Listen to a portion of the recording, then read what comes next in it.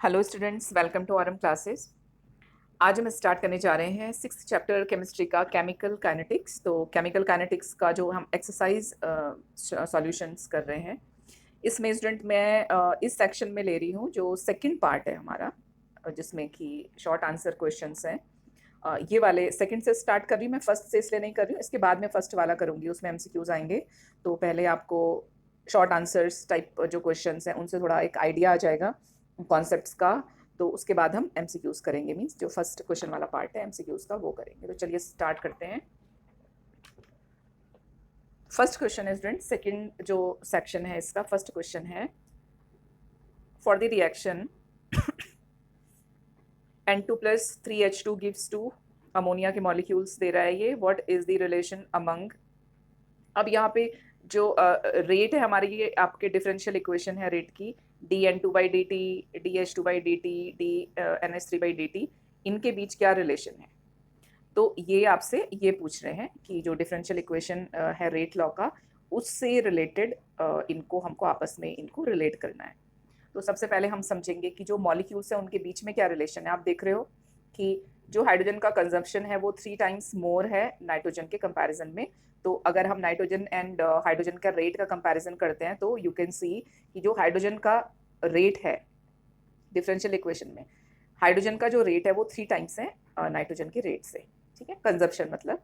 और अगर आप कंपैरिजन करते हो नाइट्रोजन का अमोनिया से, प्रोडक्ट के साथ अगर आप कंपैरिजन करते हो, तो जो प्रोडक्ट का फॉर्मेशन है उसका रेट आप वो कितना फॉर्म हो रहा है, यहाँ एक मॉलिक्यूल यूज हो रहा है, ये कितना फॉर्म हो रहा है, 2 टाइम्स ज़्यादा फॉर्म हो रहा है। तो अगर आप प्रोडक्ट अमोनिया और नाइट्रोजन का रिलेशनशिप अगर आप इस्टेब्लिश करना चाहो तो आपको ये लिखना पड़ेगा कि डी जो अमोनिया का रेट है हमारा वो 2 टाइम्स है ज़्यादा इन कंपैरिजन टू नाइट्रोजन का रेट। साइंस हम रिएक्टेंट एंड प्रोडक्ट के अकॉर्डिंग लगाएंगे। ये मैं आपको बता देती हूँ कि रिएक्टेंट्स क्योंकि कंज्यूम होते हैं उनका कॉन्सेंट्रेशन डिक्रीज होता है, so we put negative sign in front of this expression for reactant, this for reactant. ये देखो यहाँ पे भी मैंने माइनस का साइन लगाया है, यहाँ पे माइनस का साइन लगाना है आपको। For product formation you will put positive sign, तो यहाँ पे हमने पॉजिटिव साइन लगाया है। और अगेन हम यहाँ पे नाइट्रोजन को डिस्क्राइब कर रहे हैं तो ये एक्सप्रेशन के लिए भी हमको नेगेटिव साइन पुट करना है।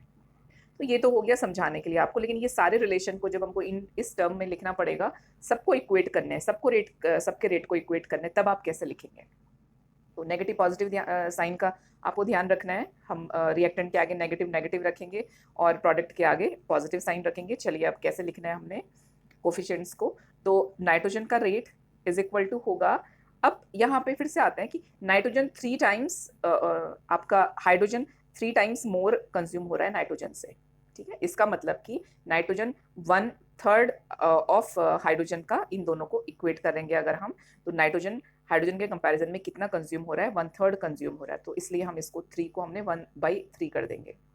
सेम वे आप नाइट्रोजन का अगर इससे कंपैरिजन करते हो अमोनिया से, अमोनिया फॉर्मेशन से, तो नाइट्रोजन अगर 1 कंज्यूम हो रहा है तो इक्वेट करने के लिए हमको यहाँ पे ये जैसे हमने यहाँ पे देखा था ना कि ये अमोनिया का जो रेट है हमारा वो 2 टाइम्स है नाइट्रोजन के कंजप्शन से। अमोनिया का फॉर्मेशन का रेट 2 टाइम्स है नाइट्रोजन के कंजप्शन से, मतलब नाइट्रोजन का कंजप्शन का rate half of the ammonia होगा। तो यहाँ पे हमको हाफ करना पड़ेगा और साइन ऐसे हम पुट करेंगे।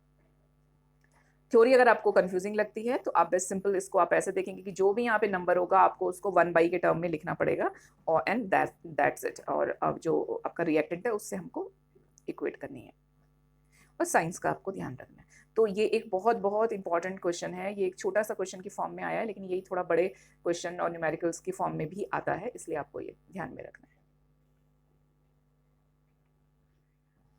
चलिए सेकंड क्वेश्चन देखते हैं। सेकंड क्वेश्चन में भी आपको ये रिएक्शन है, यहाँ पे आपके मिथाइल ब्रोमाइड है एंड OH माइनस है एक्वा सॉल्यूशन, जो कि हमको देता है मिथेनॉल और bromide ion. Rate law is, अब रेट लॉ बता रहा है कि this is the rate law, rate is equal to K और कॉन्सेंट्रेशन ऑफ मिथाइल ब्रोमाइड और concentration of OH minus ion, ठीक है। तो ये इसका रेट लॉ। अब क्वेश्चन हमसे पूछ रहे हैं कि how does reaction rate changes if OH minus, यहाँ पे ये लिखा है मैंने, अगर आप OH माइनस का जो डिक्रीज हो जाता है, अगर OH माइनस कॉन्सेंट्रेशन डिक्रीज होता है आपका बाय द फैक्टर ऑफ 5, तो 5 के फैक्टर से अगर ये डिक्रीज होगा तो रेट भी हमारा 5 के फैक्टर से ही डिक्रीज हो जाएगा। तो यहाँ पे आपको इसको ऐसे लिखना है, ऐसे। ये केस कब होता है स्टूडेंट, जब x और y आपके x 1 होता है, y भी 1 होता है, उस केस में ये होता है कि जिस भी रेट से ये इनके कॉन्सेंट्रेशन, रिएक्टेंट के कॉन्सेंट्रेशन डिक्रीज और इंक्रीज होंगे, उसी रेट से हमारा जो रेट है रिएक्शन का वो भी डिक्रीज और इंक्रीज होता है। तो बस ये आपको थोड़ा सा ध्यान रखना है इसमें। तो स्टेटमेंट आप ऐसे लिखेंगे कि if OH minus ion concentration decrease by factor of 5, rate will also decrease by the factor of 5। Second part में आपसे पूछ रहे हैं कि इसमें अगर हम डबल कर दें, दोनों का ही कर दें, कॉन्सेंट्रेशन डबल मीन्स इसको भी अगर हम डबल करते हैं और इसके कॉन्सेंट्रेशन को भी डबल करते हैं, तो यहाँ पे अगर आप 2 करते हो, यहाँ पे 2 करते हो, तो 2 2 ज़ा 4, रेट कितने टाइम्स इंक्रीज होगा, 4 टाइम्स इंक्रीज होगा। लिखेंगे आप ऐसे, if OH minus concentration and CH3Br concentration doubled, rate will increase 4 times. ये भी एक बहुत अच्छा क्वेश्चन है, कॉन्सेप्ट बेस्ड भी है ये। थर्ड क्वेश्चन है, what is the relationship between coefficients of reactants in a balanced equation for an overall reaction and exponents in rate law? In what case the coefficients are exponents? तो ये भी conceptual question है, इसको समझेंगे बहुत अच्छे से। इसमें आपसे पूछ रहे हैं कि relationship coefficients के बीच में, suppose this is the reaction और ये इसके कोफिशिएंट्स हैं, कितने मोल्स, मतलब जो हमारा कैपिटल A है उसके कितने मोल्स हैं, स्मॉल a मोल्स हैं, स्मॉल b मोल्स हैं, small c, small d moles. तो ये सारे जो नंबर ऑफ मॉलिक्यूल्स या नंबर ऑफ एटम्स को रिप्रेजेंट करते हैं, इनको हम कोफिशिएंट्स कहते हैं स्टोइकियोमेट्री टर्म में। मतलब जब हम क्वांटिटेटिव बैलेंसिंग करते हैं इसका इक्वेशन का, तो ये कोफिशिएंट्स कहते हैं इनको, ठीक है। A B C D इस केस में क्योंकि रिएक्टेंट्स के कॉन्सेंट्रेशन से मतलब होता है, तो हम A B की बात करते हैं यहाँ पे। तो ये स्मॉल a स्मॉल b ये कोफिशिएंट्स हैं। जब हम रेट ऑफ रिएक्शन, रेट के टर्म में जब हम रिएक्शन को लिखते हैं, तो वो डायरेक्टली कॉन्सेंट्रेशन से रिलेटेड होता है रिएक्टेंट के, और इन पे जो एक्सपोनेंट्स लगते हैं स्टूडेंट, यहाँ पे ये ए बी हो सकते हैं और नहीं भी हो सकते हैं, तो इनको हम क्या लिखते हैं, फिर ए बी की जगह एक्स वाई लिखते हैं इनको, ठीक है। तो यहाँ पे हम x और y इनको लिखते हैं। तो इसका मतलब कि जो a का concentration on the basis of small a हम देख रहे हैं, वो जरूरी नहीं है कि ये स्मॉल a हो, ये कुछ और भी हो सकता है, इसलिए यहाँ पे हम इसको x और y लिखते हैं। तो ये दो अलग अलग केस हो गए। तो इन केस को आप कैसे डिफाइन करेंगे, इसको हम ऐसे लिख सकते हैं कि किसी बैलेंस्ड केमिकल इक्वेशन में जो कोफिशिएंट्स होते हैं और रेट ऑफ रिएक्शन में जब हम रेट लिखते हैं रिएक्शन का, वो जब हम लिखते हैं रिएक्टेंट का कॉन्सेंट्रेशन जो उसके एक्सपोनेंट होते हैं, दोनों अलग अलग होते हैं। क्यों अलग अलग होते हैं, क्योंकि रेट में जो एक्सपोनेंट होते हैं ये एक्सपेरिमेंटली डिटरमाइंड होते हैं, और किसी केमिकल इक्वेशन में जो कोफिशिएंट्स होते हैं ये थ्योरेटिकली डिटरमाइंड होते हैं। मतलब जैसे आपको दिख रहा है वो वैसा ही है, लेकिन रेट ऑफ रिएक्शन में एक्स और वाई जरूरी नहीं है कि जितना आपको दिख रहा है वो उतना ही होगा, क्योंकि वो एक्सपेरिमेंटली चेक किया जाता है। तो लिखना आपने कैसे, आप आंसर लिखेंगे, यहाँ पे आप एक इक्वेशन लिख दो हेल्प के लिए, और यहाँ पे रेट ऑफ रिएक्शन लिख देंगे, इसके आप एक्सपोनेंट्स में एक्स और वाई लिखेंगे, फिर ये पॉइंट्स लिख देंगे आप कि powers x and y of the concentration term a and b in rate law. अब ये वाले स्टेटमेंट में ध्यान देंगे कि रेट लॉ में जो एक्सपोनेंट्स होते हैं एक्स और y not necessarily equals to stoichiometric coefficient a b के इक्वल हों, ऐसा बिल्कुल भी जरूरी नहीं है।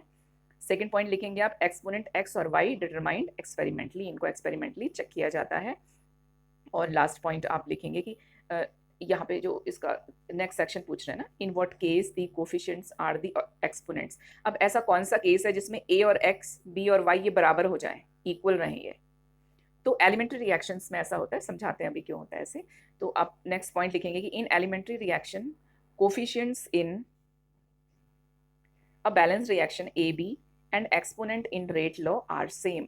एलिमेंट्री रिएक्शन होती हैं स्टूडेंट जिन रिएक्शंस में बस एक स्टेप होता है और वो आपके मोर देन वन स्टेप नहीं होता है, तो ये आपका this is the elementary reaction. अब यहाँ पे आप देख रहे हो जो आपका इथाइल आयोडाइड है, ये बना रहा है हमारा इथीन और हाइड्रोजन आयोडाइड। तो यहाँ पे दिस इज द रिएक्टेंट, ये कितना है, ये 1 है, बस ये 1 है। तो यहाँ पे A कितना है, A 1 है, और जब आप रेट लिखोगे तो रेट में भी क्योंकि ये 1 स्टेप रिएक्शन है तो इसका जो एक्सपोनेंट होगा वो भी 1 ही होगा, तो इसमें x की वैल्यू भी 1 होगी, इसमें A की वैल्यू भी 1 होगी, ठीक है। तो एलिमेंट्री रिएक्शन में स्टोइकियोमेट्रिक कोफिशिएंट A और रेट लॉ का एक्सपोनेंट x ये दोनों सेम होते हैं। तो ऐसे ये क्वेश्चन होगा।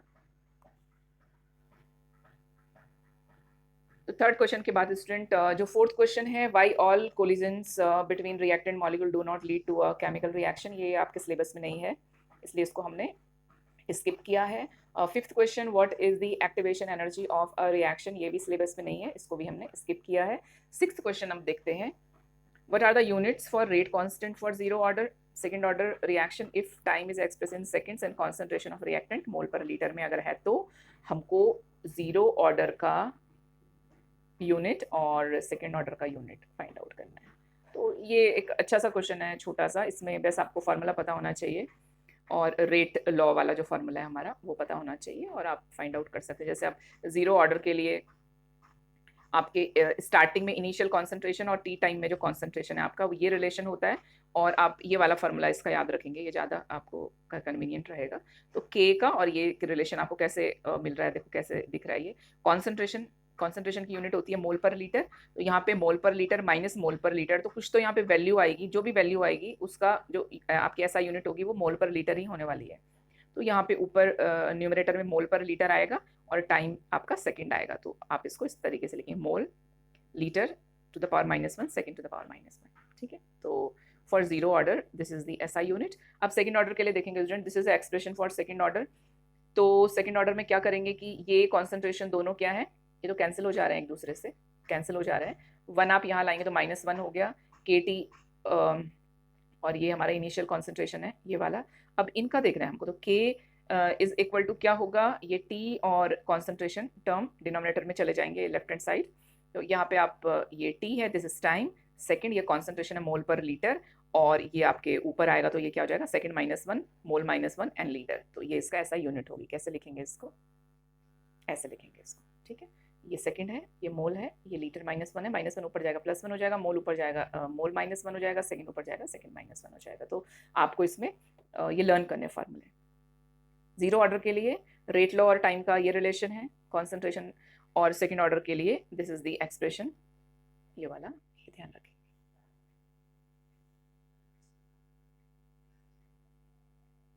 Next is what is the rate determining step. तो ये भी स्टूडेंट्स ये बहुत छोटा सा सिंपल सा क्वेश्चन है। तो रेट डिटरमाइन करता है जो स्टेप, वो कॉम्प्लेक्स रिएक्शंस में वो स्टेप होता है which is slow step. When a chemical reaction occurs in a series of steps, मतलब कॉम्प्लेक्स रिएक्शंस में one of the steps is slower than others. तो एक स्टेप स्लो होता है, जो ये स्लो स्टेप होता है, this slowest step is the rate determining step. तो ये स्लो स्टेप रेट डिटरमाइन करता है। तो इसमें आपका this is the overall reaction और ये फास्ट स्टेप है, ये स्लो स्टेप है। इस स्टेप से हमको पता चलेगा। तो यहाँ पे आप देख रहे हो कितना है इसका कोफिशिएंट, कितना है, ये 1 है, एक मॉलिक्यूल पार्ट का कॉन्सेंट्रेशन पार्टिसिपेट कर रहा है। तो इसका यहाँ तो आपको 2 दिख रहा है। तो ओवरऑल रिएक्शन देखेंगे तो आपको रिएक्शन सेकंड ऑर्डर की दिखेगी, लेकिन रिएक्शन होती कैसे है इसमें, फर्स्ट ऑर्डर की रिएक्शन होती है। क्यों, क्योंकि जो स्लो स्टेप है वो उसमें जो कोफिशिएंट है वो 1 है। Ninth question is, student, write the relationships between rate constant and half life of first order और zero order।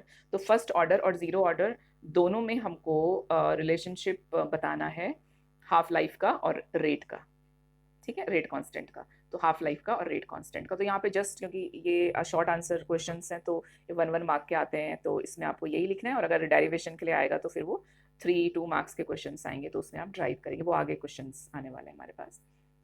तो half life for first order reaction ये रिलेशन होता है इसमें, ठीक है। This is the relation. आप देख रहे हो यहाँ पे कॉन्सेंट्रेशन टर्म नहीं है, इसका मतलब हाफ लाइफ जो फर्स्ट ऑर्डर की है वो कॉन्सेंट्रेशन इंडिपेंडेंट रिएक्शन होती है। हाफ लाइफ आप जीरो ऑर्डर के लिए देखेंगे तो आप देख रहे हो यहाँ पे कि ये इनिशियल कॉन्सेंट्रेशन पे डिपेंड करता है यहाँ पे, क्योंकि कॉन्सेंट्रेशन टर्म भी है। लेकिन अभी यहाँ पे हमसे टाइम और सॉरी हाफ लाइफ और रेट कांस्टेंट के रिलेशन पूछ रहे हैं, तो दिस इज द रिलेशन। तो ये भी आपको लर्न करना है, हाफ लाइफ फर्स्ट ऑर्डर के लिए, हाफ लाइफ जीरो ऑर्डर के लिए। 10th क्वेश्चन है, तो जो सेकंड पोर्शन था आपका एक्सरसाइज का उसमें 10 क्वेश्चंस थे, तो 10 क्वेश्चन हमारे कंप्लीट होते हैं ये। तो लास्ट जो क्वेश्चन है वो है, how do half lives of first order and zero order reactions change with initial concentration of reactants। अभी जो हमने डिस्कस किया था लास्ट इसके प्रीवियस क्वेश्चन में। तो फर्स्ट ऑर्डर रिएक्शन के लिए जो हाफ लाइफ और रेट कांस्टेंट का रिलेशन है, दिस इज द एक्सप्रेशन। और आप इसमें देख रहे हो कहीं पे भी कॉन्सेंट्रेशन टर्म नहीं है, तो आप क्या लिखेंगे, पूछ रहे हैं आपसे इनिशियल कॉन्सेंट्रेशन के टर्म में आप एक्सप्लेन करिए हाफ लाइफ को। तो half life of first order reaction is independent of initial concentration of reactants. तो डिपेंड नहीं कर रहा है, इनिशियल कॉन्सेंट्रेशन ऑफ रिएक्टेंट पे डिपेंड नहीं करता ये।